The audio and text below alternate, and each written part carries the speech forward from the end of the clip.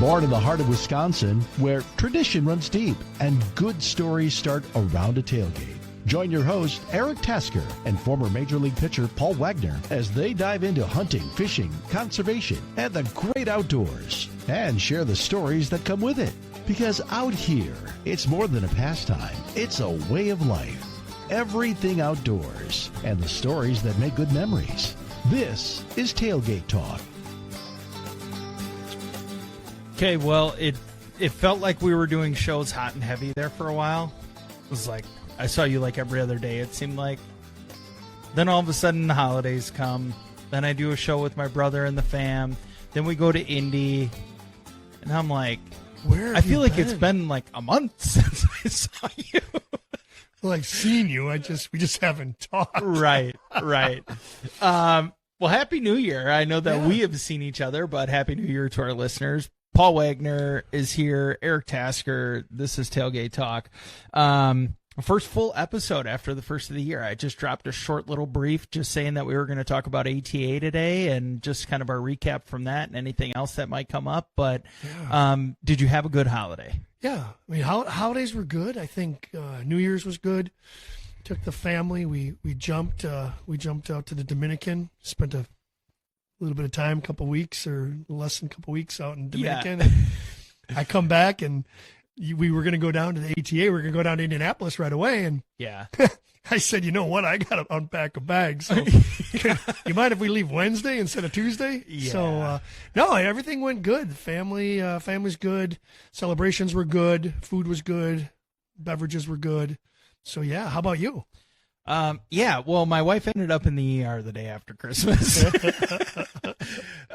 So Sherry ended up, I mean, I know I told you this, but she walked down the stairs carrying something out to the garage. She was carrying like a big box, limited visibility, misses the one step to the garage floor.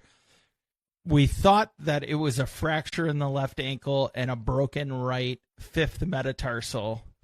So it's funny. So where in the world do people break both of their feet at the same time? I am so much older than you, and I have never seen it before. And I showed you something. Yeah. You told me your story, and I'm like, how in the world does she do that? He goes, oh, yeah, she's got the boot here. She's got this thing here. Unbelievable. I go, holy crap, how bad of luck is that? I go to lessons the other night. I showed you a picture. Yeah. In my lifetime, I've never seen it.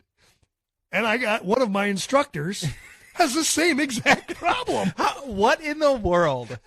It's just so funny. And I was trying to kind of correlate that to, like, what is the, like, random sighting that happens in the outdoors? Like, oh my God, Wags, you have a albino or you have a piebald on your property this year. Right. It'd be like one of those, like, once-in-a-lifetime things, right? Right.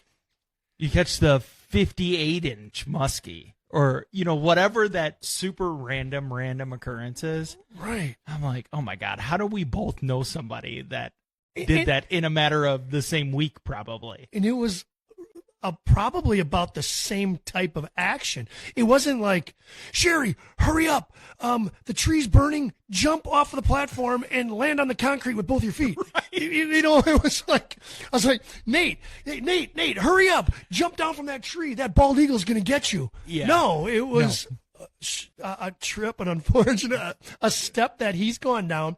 I know where they are. They're right here at our facility. The steps have been there for 15 years. Yeah. He's gone down them for the last 10 years. Oh my and he's God. Carried more stuff and other stuff, and it just happened, and that's kind of what you were telling me about Sherry. Yeah. So that kind of threw our remember we were talking about how it was just going to be a miserable week. It was going to be like, miserable just in the sense of like it's going to be one thing right after another. Right. And I'm like, Sherry, you didn't have to go to the ER just to get out of going to dinner at my parents' house. Could have just told me. You do realize you could have just said you had COVID. I joked with my parents on Christmas Eve, 3 days prior to this, saying, I don't know. I don't think I'm feeling great. I think I have a sore throat. I might have COVID on Friday. And you took it to an extreme.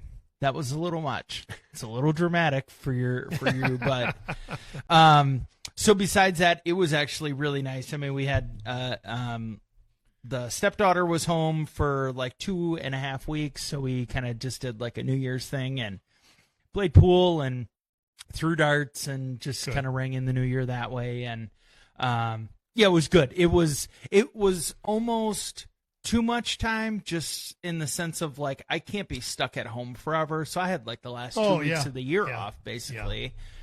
I'm like, I can't wait to go back to work. I'm like excited to be out of here, excited to get back into a routine. I think that's the thing that we miss most in those times where it's like just the chaos of the holidays is like you do a routine for 12 months out of the year. And then all of a sudden the last 2 weeks, you're like, I don't know what the hell's going on, but that's a good point. We'll get through it. You look forward to that time off so much, but you really don't know what to do with that time off. Not that you don't want it. But now all of a sudden you're like, okay, you know what? Had my time off, but I'm so routined that I'm ready to go back. Yeah. But she's on the mend, so she ended up actually going back afterwards, and what they thought was a hairline fracture actually was just a serious sprain. So she's moving around, she's getting around. She had to go back to work. She was like making cowboy caviar the day after it happened. Like, I have to stand up, I have to move, I have to clean, I'm like, just relax. Please, would you? Yeah. But that was good, and it was nice. I mean, now we get through the first of the year. We went to ATA, but then like right after that, I come back, and me and my buddies are going back and forth. Can we make a night or a time slot for league work? You know, shooting our winter league. I did see that. So it kind of came together almost last minute. Like, basically, I called on Friday, what kind of openings do you still have? Oh, hey, we've got Monday at 8 o'clock. Okay, I'll see if that works for everybody. Ended up actually working for everybody. So we've got a 4-man squad, and we started pretty good, surprising. Like, usually we'll be in that like 250 to 260 number to start out of 320. Yeah. And I think we shot like a 285, a 272, a 265, and like a 263. So like even our two lowest scores were kind of right on par for kind of where we were thinking. But good.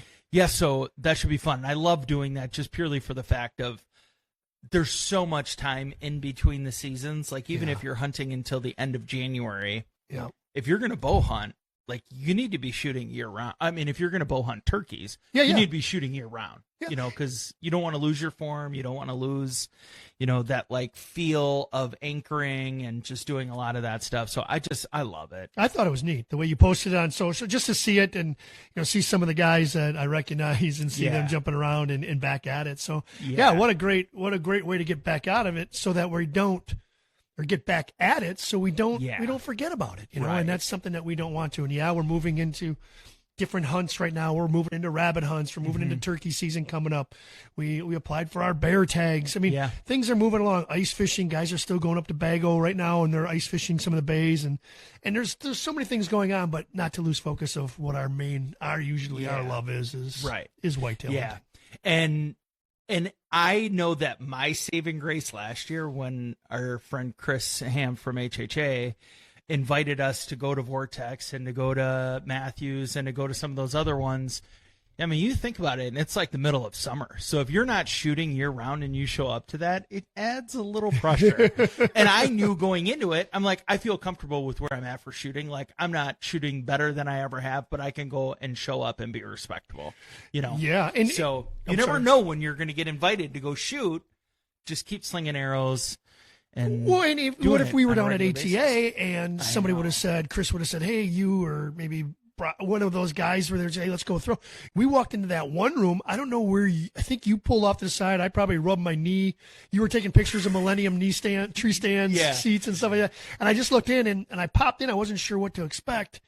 And I'm not lying. There must have been 100 targets on one side, 100 targets on the other side, and 300 archers just walking around. And I'm like, I could just walked into the Twilight Zone. So I'm like, oh, good thing you didn't bring your stuff, or you'd have been swung in there right away. I know. I'd have been crazy. Itching. It was crazy. I'd have been itching. But yeah, so let's talk about ATA. So we were thankful. We were like grateful for the invite from HHA. it kind of came together as we were talking to him when he came on for the last episode that he did in December with the release of their new site. It was nice to finally put hands on that and kind of see what it looks like. But he said, okay, you guys are more than welcome to come. You guys do whatever you want. I'm going to make sure to include you on the couple things that we are involved with. I want to make sure you guys do that. So we're like, I thought that worked out way too good for us. Yes. Like, if you want us to do something, if you need us to do something, let us know. We're happy to help. You know, I mean, you're kind enough to offer us passes to be able to go. And I think it worked out really well. I mean, we had a couple of different options. There was something Tuesday that wasn't going to work because you were just getting back from the Dominican, you know, but then that gave you the opportunity to come back. We leave early Wednesday morning. Nice, easy drive. Easiest drive we could have ever asked for to get through Chicago and to get into Indiana. We were able to check into our hotel room early so we could go kick our feet up for a few minutes. Yep. And then we just got right into the swing of things. So we were able to see probably, I would say maybe 60 or 70% of the exhibitors on the first day that we were there, just in that afternoon. Yep. We had the awards dinner on Wednesday night, so we got to see who won best in show, most innovative, you know, some of those things, some of the like Lifetime Achievement Awards for just some of those different people that were being, you know, nominated or presented with those awards, a couple raffles, which was nice. Yep. And then we get to the dinner. We're sitting down. We get a couple drink tickets, right? Yeah. And I'm like, oh man, this is gonna be awesome. You know, we're gonna have time tonight. Me and Wags, we're gonna go to the bar. I saw this cool bar across the street, and Chase Rice is performing. So we've got a country artist talking about drinking beer, having a good time with your pals. And you look at me and you say, I'm actually doing dry January. I'm like, so I have to drink all the beer by myself? But as a true sport, I decided that I would not let you drink alone. Okay. And I had a little conversation with myself, Paul. Okay. And we're going to do dry February. Okay. So that's why we drank. Okay. That's why we had drinks. And then we're walking out of the venue and we're like, I mean, we've already broken dry January. We should just go to the bar. And you're like, no, you know, we should really go back. And one is one thing, but 101 beers is a different thing. So let's just go back. We can like get back. It's been a long day. Yes. I'm like, okay, I guess he's like the voice of reason. Your maturity was showing, Paul. And I was this close. As you sent pictures of some of the items that we have obtained through those, you know, 60% of the booths that we went through, the things we talked to. Yeah. Some of the banners and some of the hats and stuff like that, and some of the. And I'm like, I was so close. I'm just showing you my fingers that are an inch apart. I was like, you know what? I looked at those pictures. I'm like, it's 9:00, 9:15, and we did have a couple beers already. And that Connor's Pool Hall. It's that you saw the pool hall when you went to the Speedway. Right. I saw the other bar, and I've heard about that because the Holiday Inn Express that we stayed at by Lucas Oil is right by Victory Field. Mm-hmm. Victory Field is the AAA team for now, I believe, the Indians. Right. And at that time, when it was built, they weren't, and I was still up in Buffalo, and I did a rehab start, so I was down there, and I'm like, there's a nice bar around the corner. I almost called you, and then all of a sudden the text messages died, and I'm like, okay, that's a sign. So I wish I would have been more engaged with the text messages then. I think because I was downloading all the photos from my camera for the day, so I just like let it like spin. That's when I like, I don't know, I just like got changed, and I'm like, all right, I'm gonna just get ready here, whatever.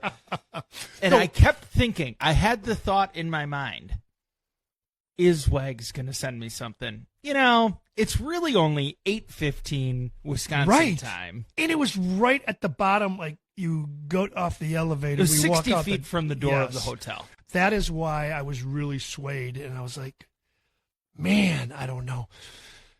But I passed. But we only had a couple. We used. You might have had. I don't know how many beers you. Maybe three or beers. four. Yeah, like and small I think I only had 2 or maybe 3 or. I think it was only 2. Yeah. Yeah. So it was okay, and so yeah. So but anyway, back to. And maybe we would have had more, but they capped me at taking 2 beers at a time. So because I had like 9 drink tickets. I was going to just go up and say, can I have a tray, take it back to the table. I thought things were going to get carried away. So did I. I lost focus for a second. I forgot about Dry January, and Chris had his sheet there with his raffle, and I'm like, oh, yeah, you didn't take, because Chris doesn't drink. Right. He's got 2 drink tickets, so I peeled those off. Accumulating more. And then I'm like, I didn't even use them. So again, a thief in the night that goes wasteless. It was sad. But the one good thing I liked about it, or that I was so surprised about, is that for being a trade event or a new release, the ATA has been going on for years. Yeah. Very, very low key. Like, there was, when he came on to play, people were leaving. Free beer and drink tickets. I saw him on the other side of the table as well. I was really, I guess I'm used to construction workers. Right. Or other blue-collar, hard-nosed workers that when they go to a trade event, hey, we'll play with a couple Milwaukee saws. Hey, there's the DeWalt. Hey, there's the Makota. Or you know what? Okay, let's go drink. There's the bar. And there's the bar. Where is the bar? There's the bar. And you got your whole Which one group is closest to the venue? And I got all 6 carpenters that work for my dad. They're all there just drinking. Yeah. And that wasn't happening. That wasn't happening. It was not. It was kind of a surprise. It was. And so it worked out. We were back in our room at a halfway decent hour. Yeah. We knew we had this prayer breakfast the next morning, which Chris and his team kind of led or were like the lead sponsor for. And we knew there was a prayer breakfast. So we're like, oh, okay, well, it's probably like 8 o'clock or whatever time. Well, then we look at it and it starts at 6:30. Yeah. So we're like, we had to leave by 6. We had to walk at least by 6. So hope that we could get into the convention center, which turned out to be a chore. So we're sitting there and we're thinking, as we're walking over, I just remember thinking, he said 250, and you're like, I would bet a month's wage that there's not going to be 250 people there. This is like a blue-collar event. How is everybody not like, I just at totally 6:25 in the morning. That. Yes. Yeah. So, and maybe some people were hungover, but you couldn't tell. So we go and we're like, all right, here's what our plan is going to be. We're going to go. We're going to do everything there. We'll come back to our rooms. We'll try and get a late checkout. Then we'll go finish the day at the ATA, get on the road, kind of like later dinner kind of hour, and then we'll just drive back, and hopefully we can miss some traffic. Right. It all worked out great, except we drove home in a pouring thunderstorm basically the entire way. I got rerouted a little bit, but all in all, it was a breeze. I mean, Indy is such an easy trek from where we are that it really worked out really well. My question for you is, was there something that really stood out to you as like, holy cow, that's cool, or just like something you had never seen before, or like what was kind of your highlights from the show in terms of maybe products or innovation? I thought it's kind of exactly what I expected. It was a lot of companies that I hadn't heard of. Yeah. We as outdoors people, I think we see the surface, we see the big names, the advertisers, everything from calming scents to laundry detergent. I mean, everything in the hunting industry, whether it be cameras or tree stands. But we see the big store, the box store ones, the Muddies or the River Edge, the Summits and stuff like that we see. But I was surprised at how many other companies were around.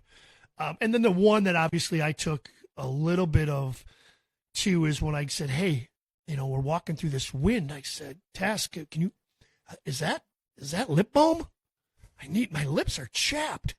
Grab me one of those lip balm. That was Lancaster Supply. Obviously, we know the whole story about the archery, how it started in Pennsylvania. It was a great story. Matter of fact, him and his son, or he was awarded an award at the award dinner. So again, we knew where we were, and it was. But then we turned the corner, and there's a company called Deer Schmear, and I don't know why. I go over and I go, wow, look at this. Well, Deer Schmear has stuff that looks like lip balm, Right. But it isn't. It is for your bowstring wax. Yeah. It's bowstring wax. Yep. It's for your bowstrings. And it's scented, whether it's earth, Yeah. corn, persimmons, acorns, whatever it is, earth. I mean, like I said, dirt. And I thought that was really, really, I don't know if it's an effect. I don't know Yeah. if real wax stinks. Like, Right. do deers pick it up? It's obviously a wax. There's got to be some type of material in here that can be picked up. But it was funny because after I saw them the first time, then we run into your friends from Buck Rub. We run into Raven, and Raven was the one who told me, she says, Paul, you do have to use wax on the strings that aren't cable or aren't Yeah. waxed up already. Yeah. The ones that can fray, you have to. And I'm like, oh my gosh, deer schmear. Yeah. Raven, Buck Rub. I went back to Deerschmear. I didn't get any yet, but Yeah. it's definitely a call. And it's definitely a company that we're going to have on the show as a guest. Yeah. Very intrigued by it, how he came up with it. And, it's just something. There were so many things. I really like the fact that we got to meet some guys, some guys that I had played baseball with, and we got to Right. meet them. Some of the Buck Commander guys were there. We got to see some of the hosts. You took pictures with the Jared Mills, and Yeah. then we talked to Jeff Sturgis. Yeah. Guys that are on primetime TV, hunting shows and stuff. So I thought it was kind of neat. Nothing really caught me off guard. What about you? Yeah, well, I have to say that I think the deer schmear had to be, like, if not number one, like a top 3 for innovation. Like, just something that we use all of these different products all the time, but why not just, like, elevate it in the sense of, okay, well, we use cover scents for everything. Why wouldn't we have a scented wax string? And Raven's response was best. She's like, do you really want to smell like doe estrus after, like, rubbing that in? And I'm like, I don't know what the flavors were that they had. I don't think that's what it was. And then come to find out, I looked it up, and it's like apple, it's persimmon, it's earth, it's Corn, yeah. Sweet corn, whatever, crazy corn, whatever. I'm like, I guess I didn't really think about it, but it would be on your fingers for sure because you got to rub it in. and we wouldn't have even I got it. And you saw me the second day. I Yeah. went back there and talked to him too. Yeah. I found them very interesting. They have other products, obviously, and stuff like that. But if I didn't tell you to grab that lip balm, me personally, Wouldn't have I wouldn't even even thought about it twice. because we actually thought it was string wax. Yeah, I go, gosh, originally. I need wax. Yeah. I need wax. Yeah. So that was my gift for Sherry for going to Indianapolis was lip balm because she can't have enough of them. Like, she might have 100 chapsticks at home, but she doesn't have a Lancaster Archery one. So no. Now she does. So I will say that I thought that was most innovative. You made a purchase. just You made a something- purchase. Yep. So there's a company there that I had also never heard of, Nose Down, and what they do is they make cover scents as well, some attractants, but what they do, they have a ton of merch. I mean, the booth probably had 500 hats, and you could tell that with this being the first year of it being a consumer show, some people were there for the vendors and the dealers. Some people were there specifically for the weekend. So we were there, and I think that kind of plays into why it was so low key for us, was because we were there during the press days and the dealer days. Right. So I think that it was nice for us. I thought, I kind of had this thought running through my mind over and over again, was, it adds some credibility for us going up and talking to these people, because, like, we're not just like Joe Schmo, even though We are Joe Schmo. in reality we're just Joe Schmo. But it was nice to be able to go, and people were so warm and welcoming to have conversations. And I know that's kind of what their job is, to be there, but it was actually quality conversations. It wasn't just like, hey, let me tell you about my product. It was, what's going on with your food plot and what are your challenges? And then it's a 45-minute conversation about how do we fix whatever's happening at the Wagner food plot for this upcoming year. And you're You know, right. and You're right. that I thought was, like, really kind of eye-opening, because it was not only the people who were on display there, but it was also the Jared Mills, the Jeff Sturgis, the Tom Bowes, all of those people who were like the celebrities or the influencers were all so like warm, welcoming, talkative, willing to have a conversation, willing to answer questions, whatever it might be. I really can appreciate that a lot because I'm sure they're getting it nonstop while they're there. And I bet you, so being so thankful, I noticed also everybody that we talked to, they would all talk to us, nose down. I talked to the kid about Wisconsin wrestling. Right. we talked about Wisconsin athletics. We talked about a lot of things. But did you notice one thing? On every vendor that came or that we went up to, the first thing they did was look down at our name tags. Yeah. For our name, but then to see who sponsored us. And as soon as everybody saw HHA, yeah, it was like a found respect. Like, again, I don't know. It's like Chris Ham, HHA, and what they do and how they've helped this ATA program or the event and what they do for the industry, what they do for veterans, what they do in Hall for the Christian Fellowship, what they do for everything is so respected. And when they saw we were with HHA, I'm not saying that we are still Joe Schmoes, but it was like, okay. It was like, it was respect for us just because, let's just say HHA sponsored us per se. Right. And the only time that we did not get the response we wanted was when we tried to register for that bow. Yes. It's just like, oh, sorry, vendors can't do it. Or I'm like, that's what you said. Well, we're not really vendors. No, it doesn't matter. We have to scan your badge and what. I'm like, okay, right. not to the second. All right, whatever. Guys are signing up. They're getting hats. Man. I'm like, Tasker, let's get in what here. The hell? Let's try to Why win don't it. we get a hat? Yeah. PSC bow or whatever. I think it was Matthew Zark. It was like the brand new one. Because we were like, if there's a bow available, we're going to register for it. Whatever. Yes. That I thought was my highlight. But like you were saying, I mean, there were some vendors that were there specifically for the consumer side. So you could kind of tell that their displays were set up a little bit different. And what I noticed, and I didn't notice this like a ton on social media, but the one that I did notice was HHA actually kind of redid their booth. So like they had hats and shirts and some merch for the consumer show, which makes sense. I mean, if you're going and you can take advantage of it, hell, you might sell enough merch to make up for the cost of the booth. Yeah. I know that's a lot of T-shirts, but there's a lot of people that could be there that would want to, or, I bought this HHA shirt while we were at ATA, or just like as a, I don't know, like a tour poster or whatever. And we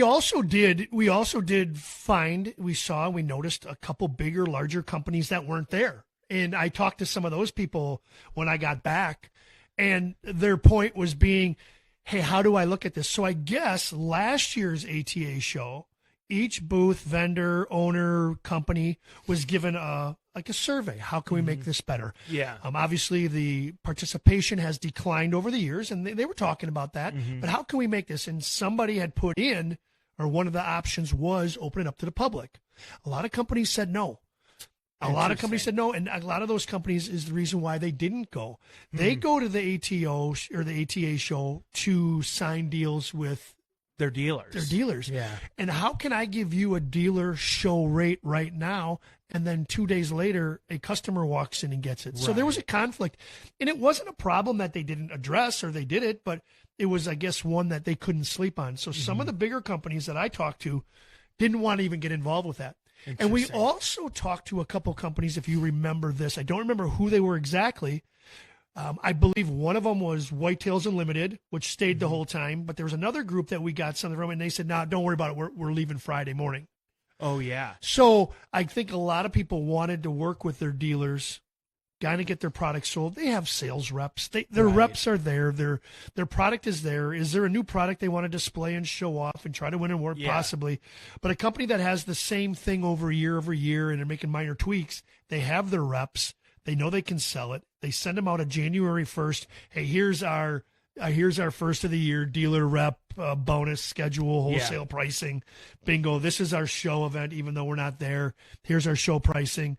And, you don't want to get caught into that, because now all of a sudden, now you're going to lose the dealer. Like, right. If they're getting the same, why would Buck Rub go down there?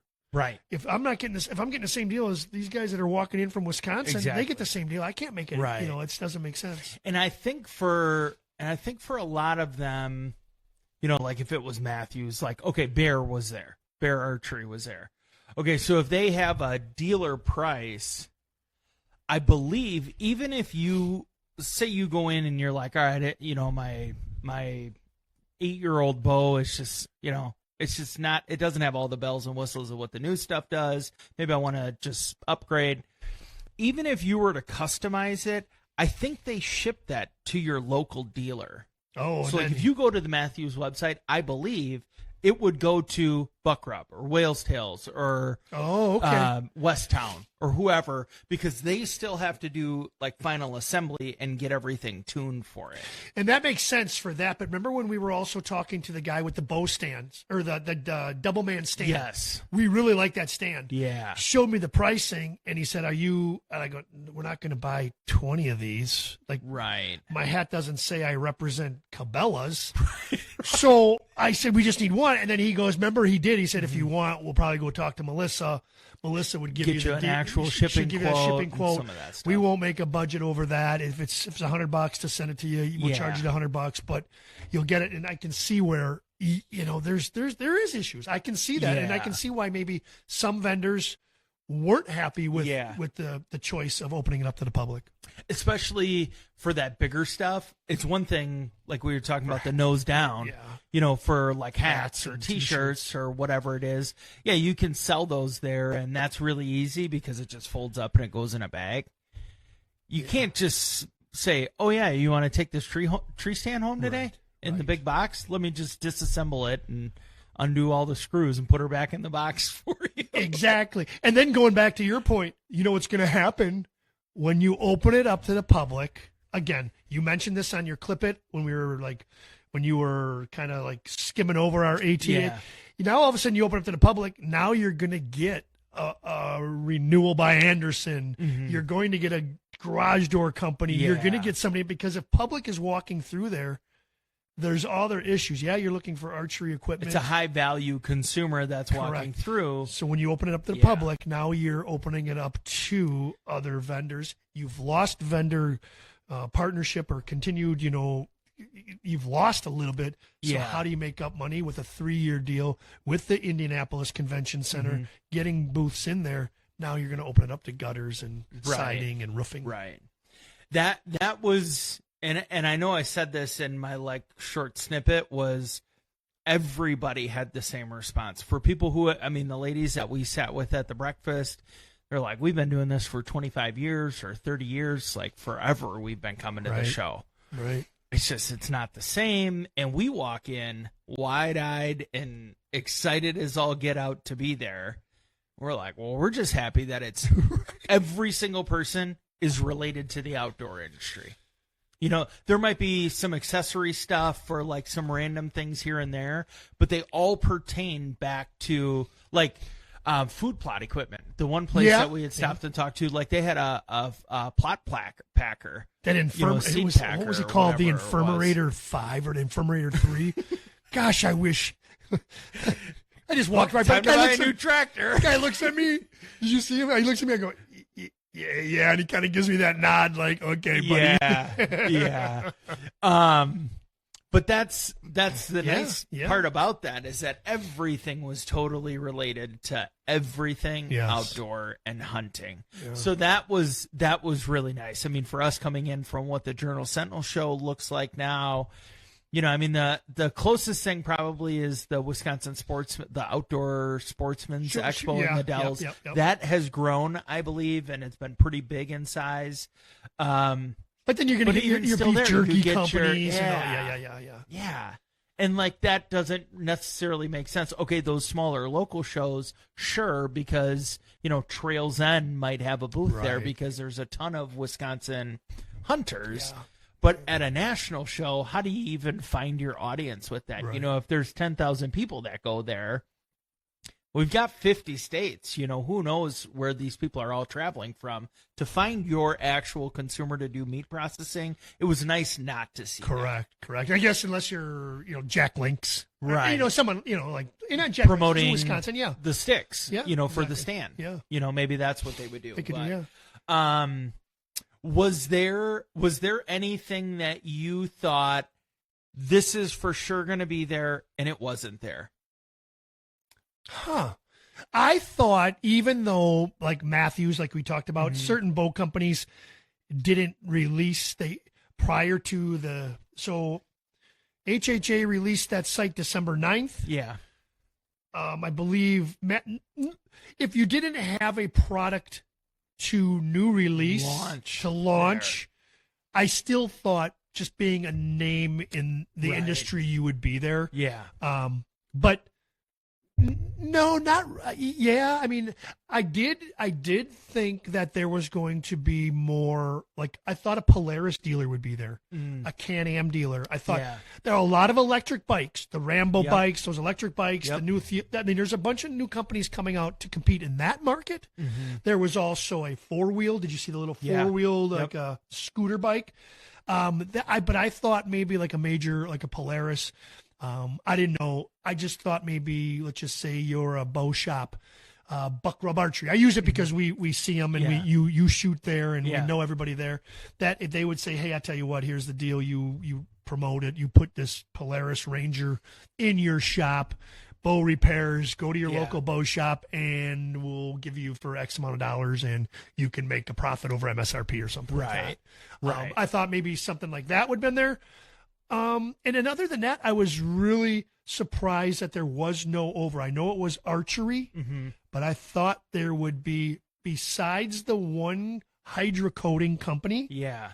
I didn't see one. One guy was auctioning or raffling off a rifle, was a gun rifle, a long-term raffle, and he was a Montana elk guide. But other than that, I was pretty surprised. I mean, I was pretty okay. I was pretty okay.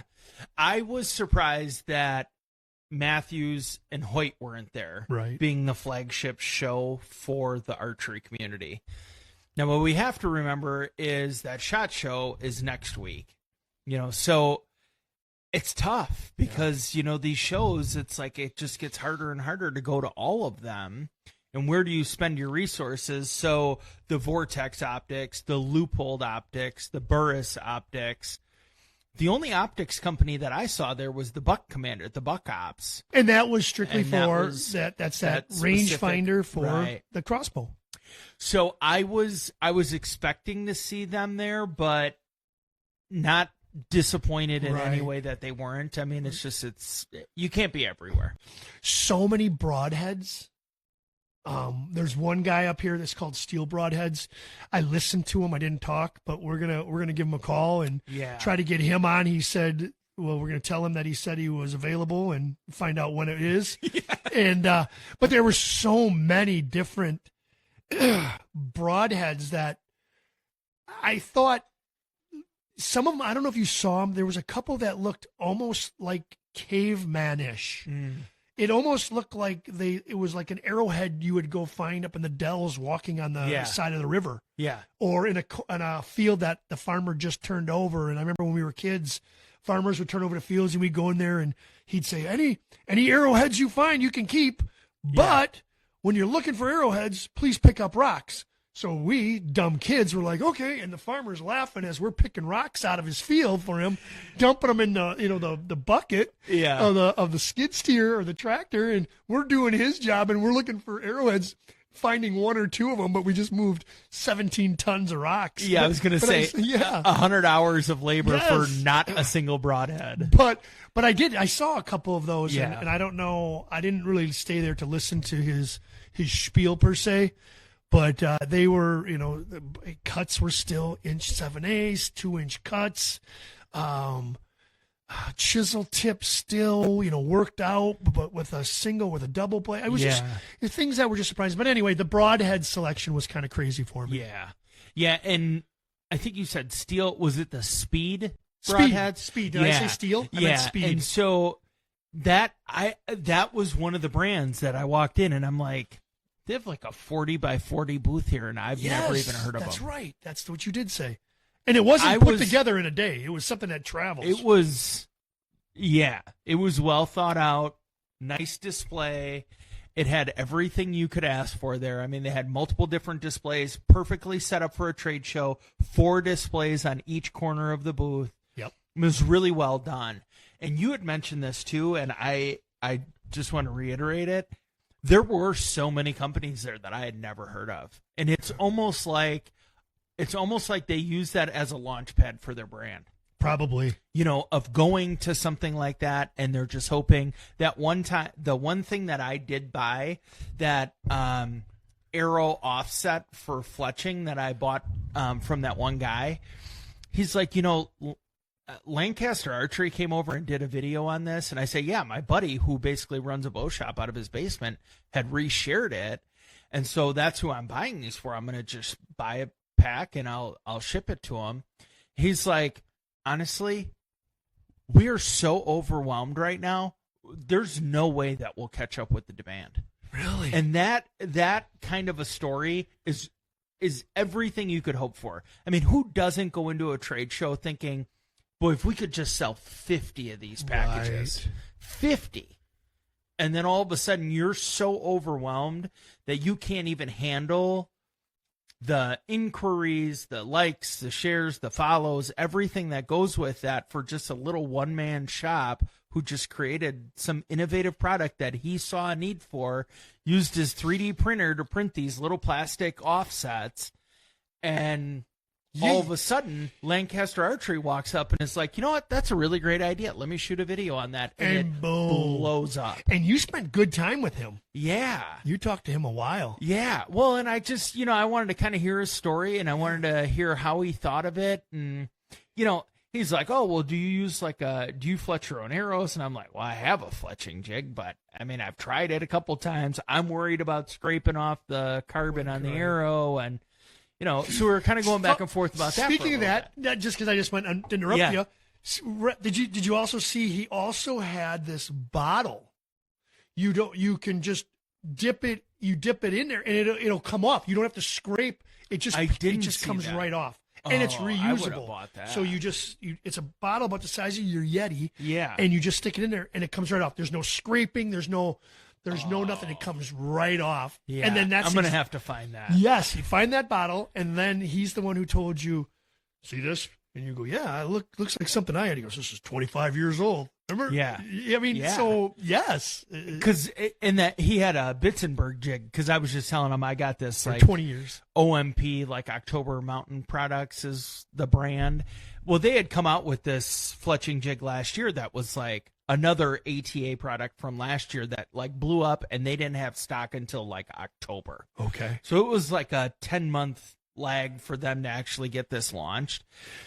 And he's like, oh, well, I'm not sure. And then I ended up seeing, like, I think at that AAE booth, the Vane booth. Yeah. I think they had one there, because I saw it, like, kind of going back and looking at just some of the things that they posted from the show. They actually had the jig that I have. He's like, oh, well, this is like made specifically for this. It's kind of the staple in the industry. And I'm like, okay, great. I don't care about the staple in the industry. Right. What's going to fletch my arrows so that they fly right? That's what I care about. Speaking of that, when you showed me, and I never knew it, when you showed me that arrow, that diameter of that arrow was like the size of baseball bats that my kids use, the guys on my team use. Yeah. You showed me that whole, like, let's just say my Full Metal Jacket, my Easton's, are 5mm, maybe, I don't know why I'm having a brain fart, but like 5mm. And you showed me that one fat one, and I'm like, and it made sense. And then we saw that really, really thin one that looked like, like a wire basically. Yeah. And you were explaining to me how, obviously distance and wind effect and how it's going to affect on that. But I was crazy with that. So when you were saying everything you're doing, I was like, crazy. Yeah. So the very thin ones are typically like the thinner diameter. I don't understand how they can spine them the same way as they do with the regular ones, but it's still a 350 spine or a 300 spine or a 250 spine. So it still has the same dexterity and like stiffness and durability as what your normal diameter ones do. But it was small. Like it was like, I know it wasn't this small, but it was like, like when you take a ink pen and you pull it out and you see the ink, the little plastic ink. That's what it seems like. Yes. Yeah. I was like, how in the world does that thing fly? So then the large diameter, this is kind of funny. They're called the Tank 23 or Tank 25. So it is 25/64 inch fatty diameter. That's a fatty. Yeah. Where you think of, like a normal one. So it's like 0.38, 0.39 inch outside diameter. Okay. A normal one is 0.279 inches outside diameter. Oh, I would have thought it had been more than that. So it's like your standard, like a Maxima Red.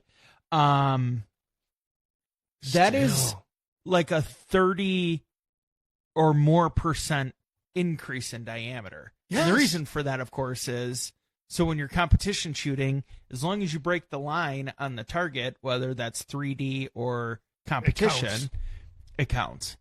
So they just rig it. I mean, not rig it, but they rig the system with the fatter arrows so they have a little leeway. I mean, almost twice as much leeway as what they would have had. Exactly right. You know? They looked at it. I thought it was a toy.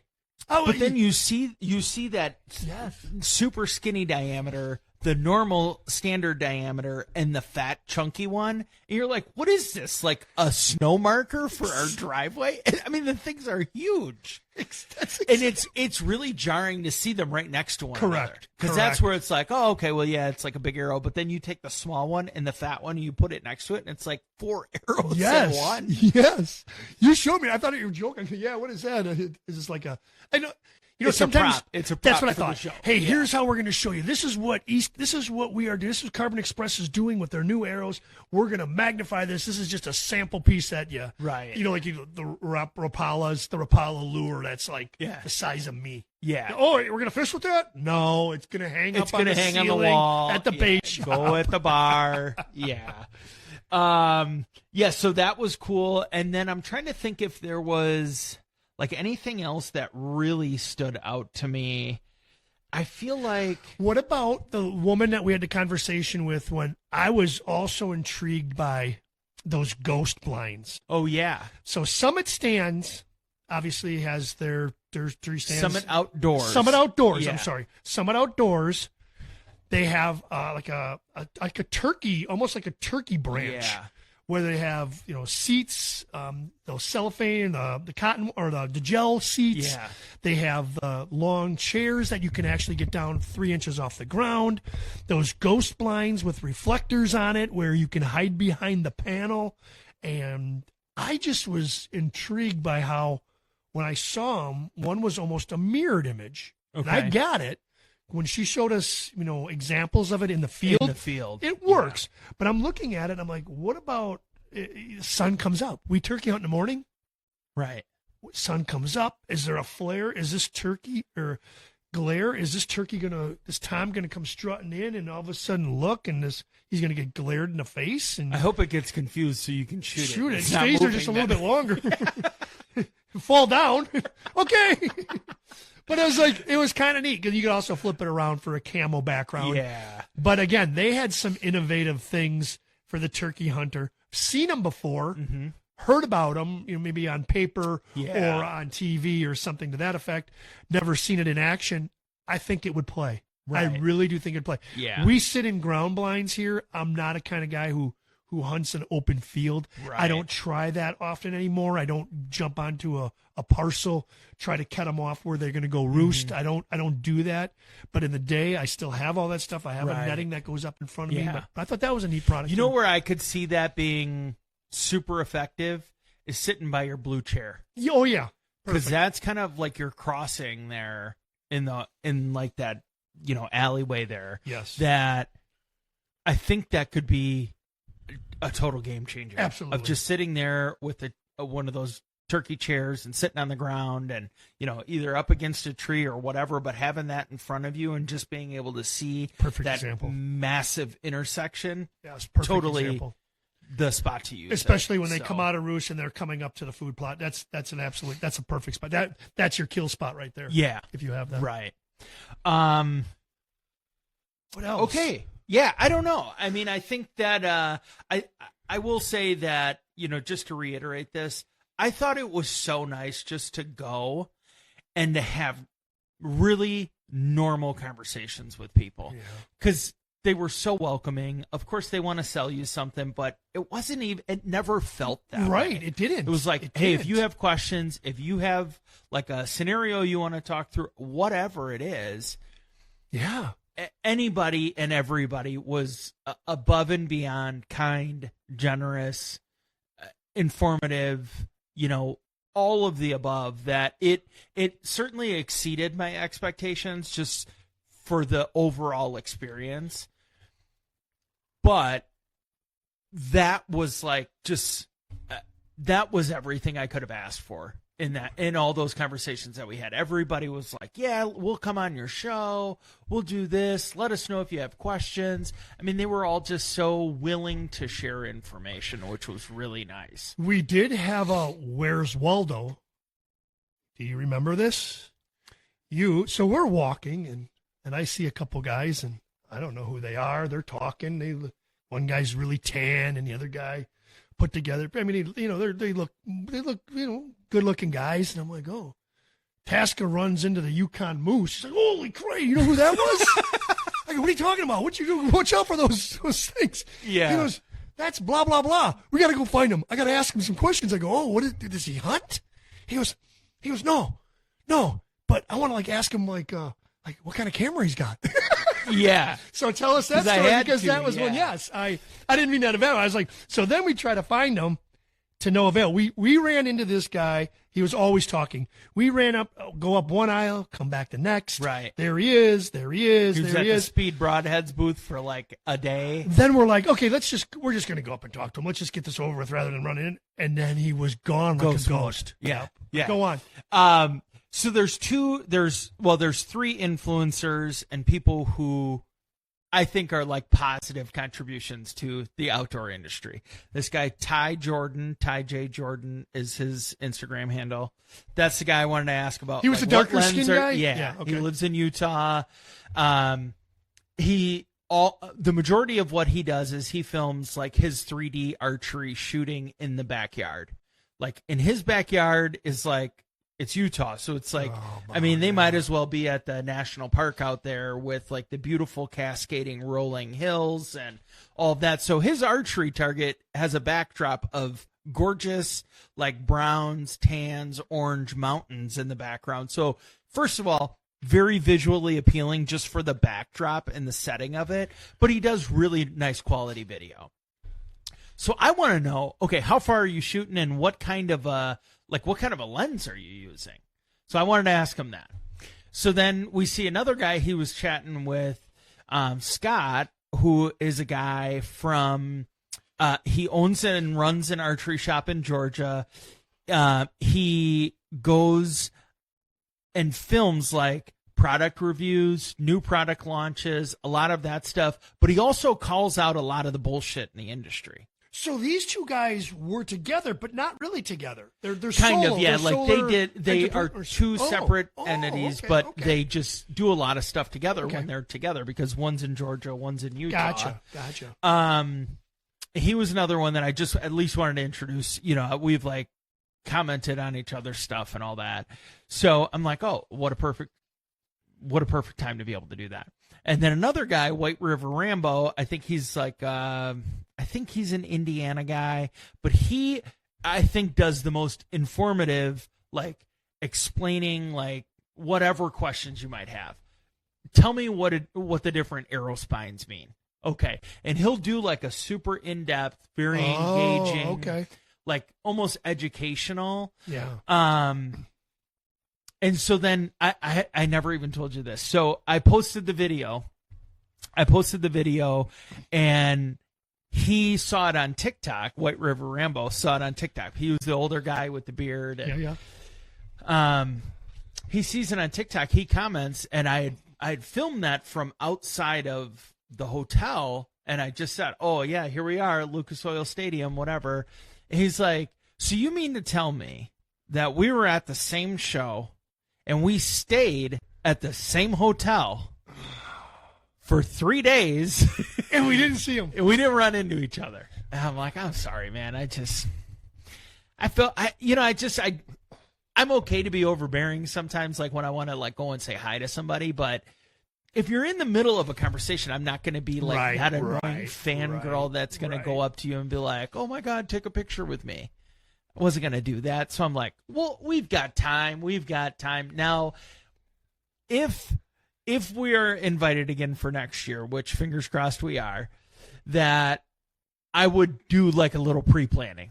Like, some of them do, hey, here's a meet and greet for the booth. And, I wanted to look at some of that stuff, like who are the vendors, who's going to be there, what's the layout kind of look like.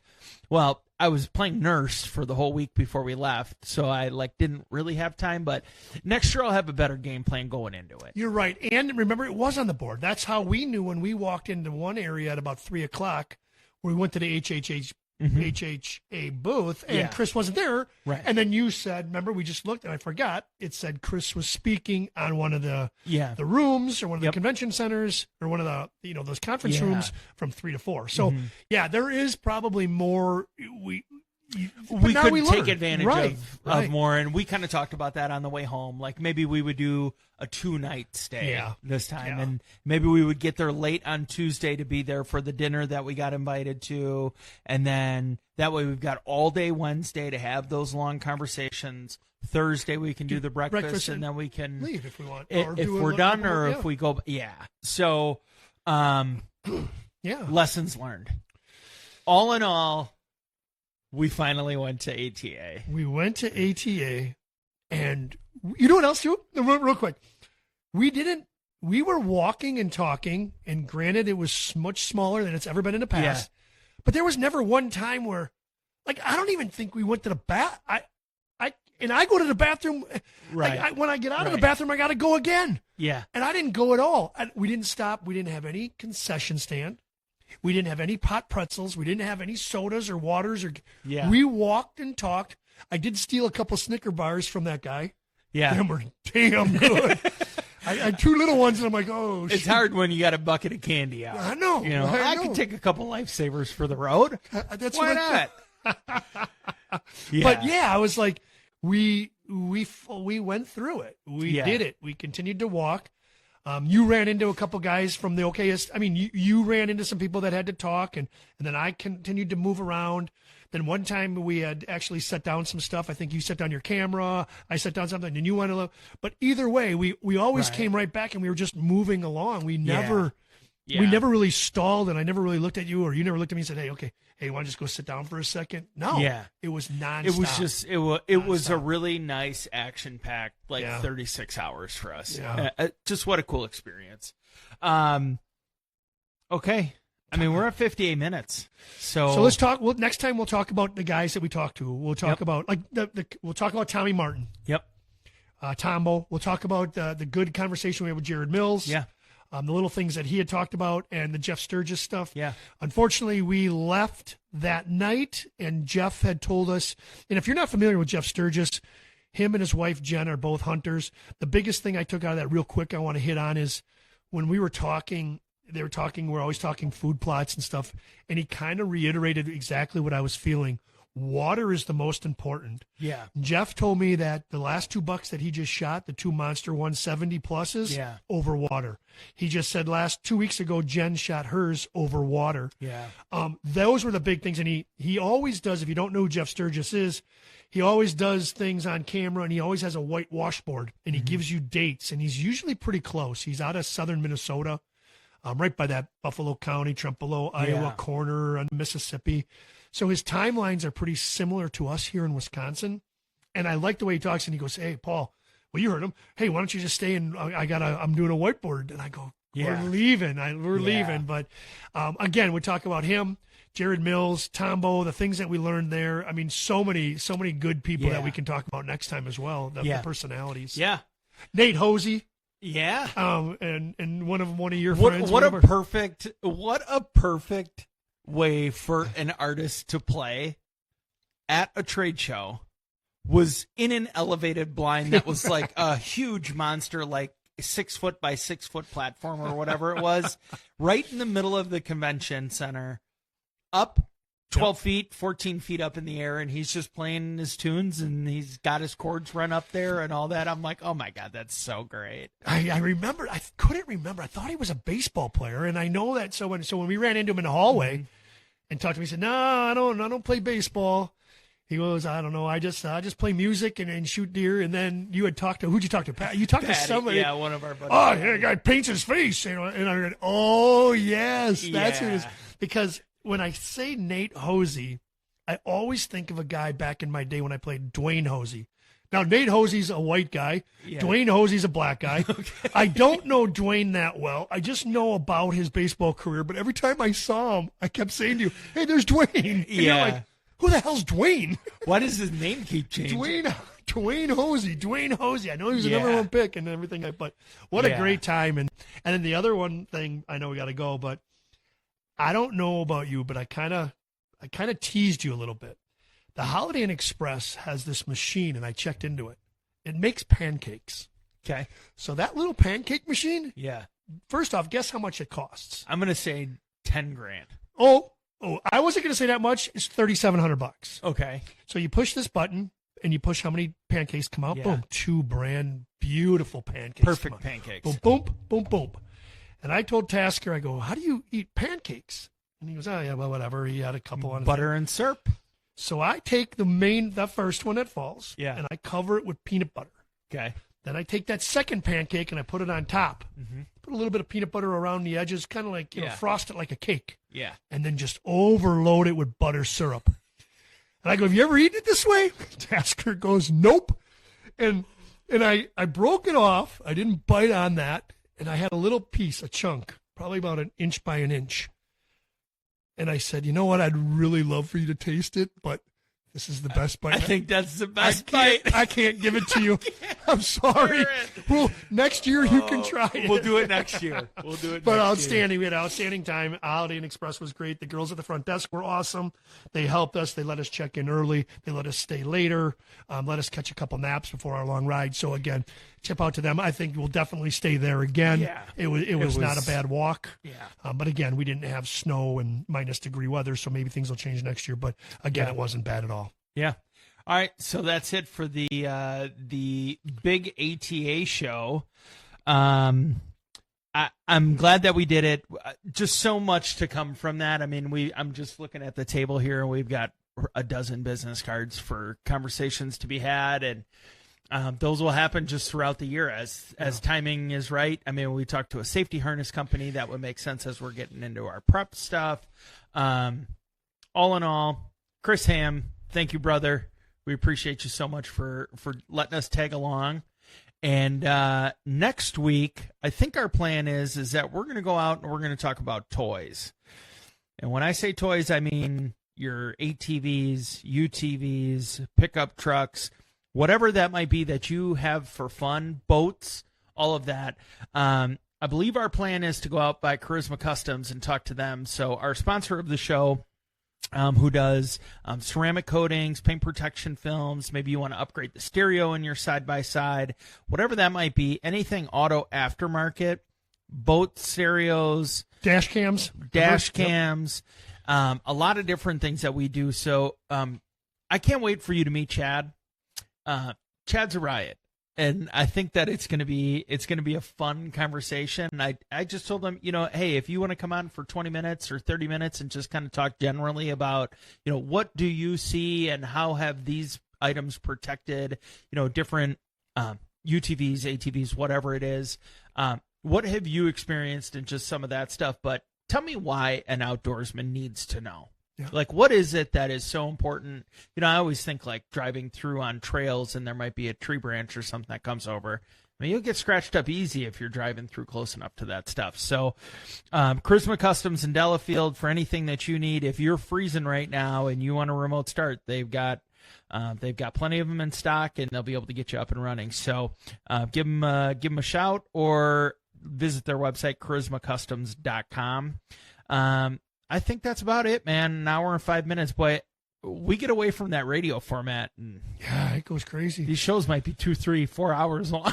Yeah, and it is really nice too, because like we've talked about, it's looking like we may be getting a couple more people on board to sponsor with us, and obviously we're going to have conversations with HHA, and Chris was great, and we have some other ones in the works, and you know what, I think it's just going to be good, and hopefully we expand, and it's just going good. An hour and 5, I think it's a good thing, especially with where we're going and who we've met and what we're coming into. I totally agree. Good thing we're off that radio platform. I think this is going to be a fun year for us. Yes. There's a lot in the works and more to come, but I mean we're just doing our things. It's two guys just sitting here talking like a bunch of morons, and thanks for listening. So, all right, for Paul Wagner, I'm Eric Tasker. I believe this is episode 209 of Tailgate Talk.